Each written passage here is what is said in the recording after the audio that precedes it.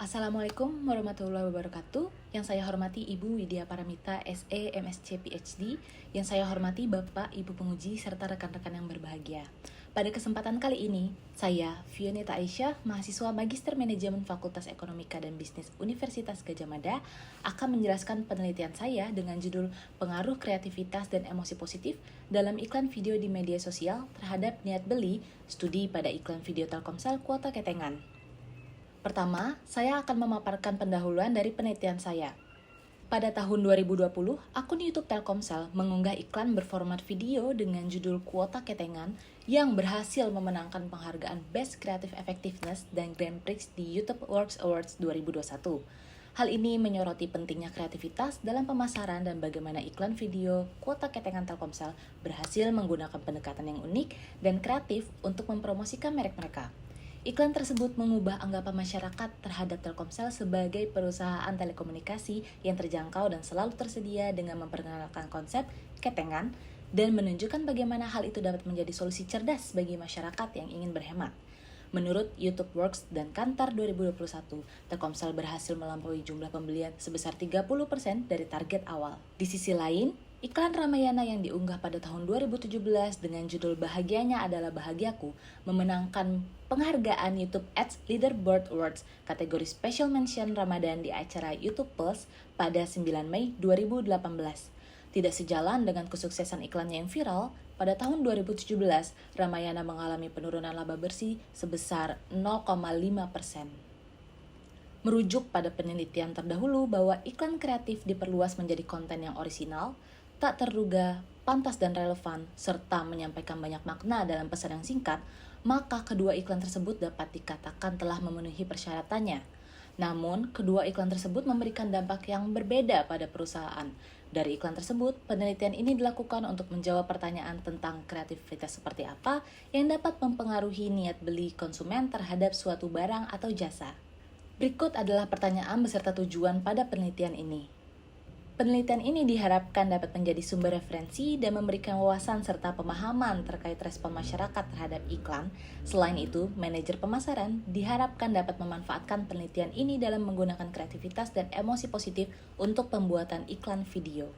Penelitian ini mengacu pada penelitian yang berjudul Be Creative My Friend, Engaging Users on Instagram by Promoting Positive Emotions by Casalo et al. Tahun 2021 yang dilakukan di Amerika Serikat dan Inggris dengan objek penelitian media sosial Instagram.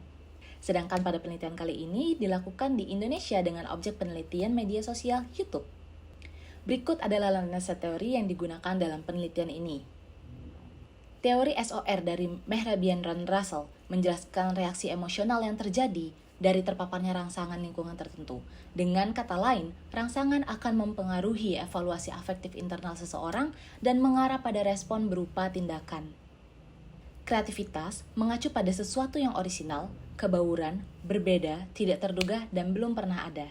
Emosi positif mengacu pada evaluasi kognitif dari sebuah peristiwa yang mengarah pada kondisi mental yang bahagia, senang, gembira, sehingga menghasilkan sebuah tindakan. Komitmen afektif dalam konteks pemasaran didefinisikan sebagai keinginan seseorang untuk mempertahankan hubungan dengan suatu merek yang mereka anggap penting dan berharga. Niat beli konsumen dapat diartikan sebagai kemungkinan konsumen untuk merencanakan dan bersedia membeli produk atau jasa tertentu di masa yang akan datang. Berikut adalah perumusan hipotesis. Yang pertama, yaitu kreativitas yang dirasakan dari publikasi video iklan Telkomsel pada media sosial berpengaruh positif terhadap emosi positif yang dialami oleh konsumen. Hipotesis kedua, kreativitas yang dirasakan dari publikasi video iklan Telkomsel pada media sosial berpengaruh positif terhadap komitmen afektif konsumen. Hipotesis ketiga, kreativitas yang dirasakan dari publikasi video iklan Telkomsel pada media sosial berpengaruh positif terhadap niat beli konsumen. Hipotesis keempat, emosi positif yang dialami pengguna media sosial akibat publikasi video iklan Telkomsel berpengaruh positif terhadap komitmen afektif konsumen. Yang kelima, emosi positif yang dialami pengguna media sosial akibat publikasi video iklan Telkomsel berpengaruh positif terhadap niat beli konsumen. Dan yang terakhir, komitmen afektif pengguna media sosial memiliki efek positif pada niat beli dengan produk tersebut. Berikut adalah model penelitian yang dimodifikasi dari penelitian Casalo et al. 2021. Selanjutnya kita masuk ke bagian ketiga yaitu metode penelitian. Penelitian ini merupakan penelitian deskriptif kuantitatif dengan objek penelitian iklan video Telkomsel kuota ketengan. Data primer pada penelitian ini didapatkan dari hasil survei melalui distribusi kuesioner dengan Google Form yang dilaksanakan pada 29 November 2022 hingga 31 Januari 2023 dengan total data diolah sebanyak 230 sampel dari 244 responden. Populasi pada penelitian ini merupakan pengguna media sosial di Indonesia, sedangkan sampel pada penelitian ini adalah pengguna media sosial di Indonesia yang sudah pernah melihat iklan video Telkomsel kuota ketengan. Kriteria sampel pada penelitian ini yaitu pengguna aktif media sosial YouTube berusia 17 tahun ke atas dan pengguna provider Telkomsel serta sudah pernah melihat iklan video Telkomsel kuota ketengan. Penelitian ini bersumber dari penelitian sebelumnya oleh Casalo, Flavian, dan Ibanez Sanchez pada tahun 2021 dengan total 16 item pertanyaan dan menggunakan skala pengukuran Likert 7 poin. Penelitian ini menggunakan metode Structural Equation Model atau SEM dengan software Smart PLS 3.0 di mana melakukan uji validitas diskriminan, uji validitas konvergen, uji reliabilitas, uji R-square, Q-square, F-square, dan uji hipotesis. Berikut adalah definisi operasional dari masing-masing variabel. Berikut adalah profil responden di mana didominasi oleh usia 17 hingga 25 tahun, domisili di Yogyakarta dengan pendidikan terakhir yaitu diploma atau S1, pendapatan per bulan di kisaran 1 hingga 3 juta, dan durasi menggunakan YouTube selama 61 hingga 120 menit per hari. Berikut adalah statistik deskriptif dari masing-masing variabel. Uji validitas konvergen dinilai dari loading faktor pada setiap indikator, di mana nilai lebih besar dari 0,7 dinyatakan valid. Selain itu, average variance extracted atau AVE menjelaskan seberapa besar suatu konstruk dapat menjelaskan variance dari indikatornya, di mana nilai AVE harus lebih besar dari 0,5 agar dianggap valid. Pada tabel berikut didapatkan hasil bahwa keseluruhan nilai outer loading lebih dari 0,7, selain itu keseluruhan nilai AVE lebih dari 0,5. Sehingga dapat disimpulkan bahwa seluruh item yang digunakan dalam penelitian ini dinyatakan valid secara konvergen. Selanjutnya yaitu uji validitas diskriminan, dapat dilihat dari nilai cross-loading dan Fornell-Larker criterion. Pada pengujian cross-loading, nilai loading antara indikator dengan variabel latennya harus lebih besar dibandingkan nilai loading antara indikator dan variabel laten lainnya. Sedangkan pada pengujian Fornell-Larker criterion, nilai akar kuadrat AVE dari variabelnya harus lebih besar dari nilai korelasi antara variabel tersebut dengan variabel lainnya. Pada tabel cross-loading, didapatkan hasil bahwa keseluruhan nilai loading antara indikator dengan variabel latennya lebih besar dibandingkan nilai loading antara indikator dan variabel laten lainnya. Pada tabel Fornell-Larker criterion didapatkan hasil bahwa nilai akar kuadrat AVE dari variabelnya lebih besar dari nilai korelasi antara variabel tersebut dengan variabel lainnya, sehingga dapat disimpulkan bahwa model penelitian ini telah memiliki validitas diskriminan yang terpenuhi. Pada uji reliabilitas dapat dilihat nilai Cronbach alpha dan composite reliability. Nilai Cronbach alpha dan composite reliability harus lebih besar dari 0,7 untuk dinyatakan reliable. Dapat dilihat nilai Cronbach alpha dan composite reliability dari seluruh variabel lebih besar dari 0,7, sehingga dapat disimpulkan bahwa konsistensi data tergolong baik dan model penelitian dapat digunakan dan uji model terpenuhi. Sedangkan pada uji multikolinearitas digunakan untuk menguji keberadaan korelasi antar variabel dengan melihat nilai variance inflation factor dengan kriteria kurang dari 5. Dapat lihat bahwa seluruh nilai VIF kurang dari 5 sehingga tidak terdapat masalah kolinearitas pada model penelitian ini. Pada uji R-square dapat dilihat bahwa nilai R-square pada variabel emosi positif tergolong rendah, yang menunjukkan bahwa hanya sebesar 39,1% variabel emosi positif dapat dijelaskan oleh variabel kreativitas yang dirasakan, sedangkan sebesar 60,9% dijelaskan oleh variabel lain di luar penelitian. Selanjutnya, nilai R-square pada variabel komitmen afektif tergolong sedang, yang berarti menunjukkan bahwa sebesar 67,5% variabel komitmen afektif mampu dijelaskan oleh variabel kreativitas yang dirasakan dan emosi positif. Terakhir, nilai R-square pada variabel niat beli tergolong sedang, yang menjelaskan bahwa 68,5% variabel niat beli mampu dijelaskan oleh variabel kreativitas yang dirasakan, emosi positif, dan komitmen afektif. Pada uji Q-square, nilai Q-square dari variabel emosi positif adalah 0,343, yakni lebih besar dari 0,15 dan lebih kecil dari 0,35. Maka hal tersebut menunjukkan bahwa relevansi prediksi tergolong sedang, sedangkan nilai Q-square untuk kedua variabel lainnya, yaitu variabel komitmen afektif dan variabel niat beli lebih besar dari 0,35, maka relevansi prediksi termasuk ke dalam kategori besar. Hal ini menandakan bahwa variabel konstruk eksogen memiliki relevansi prediksi untuk variabel konstruk endogen. Berdasarkan tabel pada uji F-square, kemampuan variabel eksogen kreativitas yang dirasakan dalam menjelaskan variabel endogen emosi positif tergolong kuat dengan nilai 0,641. Kemampuan variabel eksogen kreativitas yang dirasakan dalam menjelaskan variabel endogen komitmen afektif tergolong lemah dengan nilai 0,052. Kemampuan variabel eksogen kreativitas yang dirasakan dalam menjelaskan variabel endogen niat beli tergolong lemah dengan nilai 0,068. Kemampuan variabel eksogen ke emosi positif dalam menjelaskan variabel endogen komitmen afektif tergolong kuat dengan nilai 0,939.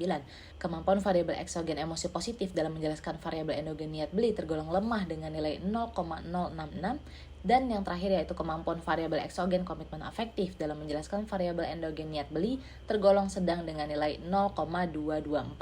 Selanjutnya yaitu uji hipotesis. Penelitian ini menggunakan uji statistik two-tailed dengan acuan nilai significance level sebesar 5%, kemudian nilai p-value di bawah 0,05 serta t-statistik lebih dari 1,96. Penelitian ini mengajukan 6 hipotesis. Berdasarkan hasil uji hipotesis pada tabel tersebut diperoleh hasil nilai p-value dari ke-6 hipotesis kurang dari 0,05, maka dapat disimpulkan bahwa keseluruhan hipotesis didukung. Selanjutnya yaitu pembahasan hipotesis. Pada hipotesis pertama, kreativitas yang dirasakan menjadi salah satu faktor yang dibutuhkan konsumen untuk memproses informasi dari konten yang dipublikasikan. Konten dalam iklan dibuat secara orisinal dan menyesuaikan dengan selera generasi milenial dan generasi Z, sehingga dapat menghasilkan emosi positif seperti kesenangan karena adanya kesamaan dengan pelaku dalam konten iklan tersebut. Hipotesis kedua, konten kreatif dapat menghasilkan ikatan yang lebih erat yang mungkin berfungsi untuk mengembangkan komitmen afektif pengguna media sosial. Hipotesis ketiga, iklan kreatif yang didefinisikan dalam kebauran, kebermaknaan, dan konten emosional secara konsisten dianggap lebih disukai dan meningkatkan niat beli. Dalam iklan Telkomsel kuota ketengan, pesan bertujuan untuk mengajak para pengguna media sosial untuk membeli paket kuota yang bersifat khusus hanya untuk digunakan di beberapa aplikasi pada telepon genggam. Hipotesis keempat, hubungan antara emosi positif dengan komitmen afektif memiliki pengaruh positif yang sangat signifikan. Dengan kepuasan konsumen setelah melihat iklan Telkomsel kuota ketengan, dapat diartikan bahwa emosi yang tercipta akan menghasilkan ikatan tertentu terhadap objek. Hipotesis kelima, emosi positif dapat mempengaruhi pengambilan keputusan oleh konsumen. Emosi positif seseorang adalah hal yang sederhana namun dapat mendorong proses pengambilan keputusan. Hipotesis keenam, keintiman dan koneksi dapat mengarah pada keterikatan atau komitmen afektif yang kuat sehingga dapat mengarah pada loyalitas dalam bentuk perilaku pembelian. Publikasi iklan Telkomsel kuota ketengan dapat memperkuat komitmen afektif sehingga mendorong konsumen untuk pada akhirnya membeli produk dalam iklan tersebut. Kesimpulan, berdasarkan penelitian, semua hipotesis diterima. Yang pertama, dengan melihat iklan Telkomsel kuota ketengan, audiens merasakan kreativitas yang kemudian menghasilkan emosi positif. Yang kedua, yaitu konsumen dapat merasakan kreativitas pada iklan yang mempengaruhi komitmen afektif sehingga menimbulkan adanya ikatan antara konsumen dan merek Telkomsel. Pada iklan Telkomsel kuota ketengan, konsumen merasakan kreativitas yang menghasilkan respon berupa niat beli. Perasaan senang, bahagia, gembira, bergairah, sangat senang, dan puas yang dialami oleh konsumen terhadap iklan Telkomsel kuota ketengan mengembangkan kepercayaan dan memotivasi hubungan jangka panjang serta komitmen terhadap merek. Selanjutnya yaitu rasa senang, bahagia, gembira, bergairah, sangat senang, dan puas yang dialami oleh konsumen terhadap iklan Telkomsel kuota ketengan mempengaruhi respon konsumen berupa niat beli. Iklan Telkomsel kuota ketengan menyinggung generasi milenial dan Z sehingga audiens yang sebagian besar berasal dari generasi tersebut dapat memiliki keterikatan sehingga menimbulkan niat beli sebagai keputusan akhir konsumen. Selanjutnya yaitu implikasi manajerial. Yang pertama, merencanakan ide-ide orisinal yang berbeda dan mengandung keunikan dengan memperhatikan jalan cerita yang unik, teknik pengambilan gambar yang menarik, hingga dialog atau monolog yang merupakan ciri khas dari merek tersebut. Yang kedua yaitu memperhatikan tren terkini dengan melihat kondisi dan peristiwa yang terjadi di media sosial. Selanjutnya yaitu menggiring emosi audiens ke arah positif seperti senang, bahagia, dan puas, serta menghindari emosi negatif seperti sedih, takut, malu, dan marah. Selanjutnya yaitu menyesuaikan target pasar dengan tren yang diketahui oleh target tersebut, sehingga meningkatkan rasa keterikatan konsumen terhadap merek dan memengaruhi keputusan akhir konsumen yaitu niat beli. Dan yang terakhir yaitu memanfaatkan momentum, tren, dan isu yang sedang terjadi dan mengolahnya menjadi sebuah ide kreatif yang dapat diciptakan dalam bentuk iklan video. Keterbatasan pada penelitian ini yang pertama yaitu kurang meratanya distribusi penyebaran kuesioner penelitian. Yang kedua yaitu variabel kreativitas yang dirasakan dalam penelitian ini hanya sebatas kreativitas secara umum pada iklan video.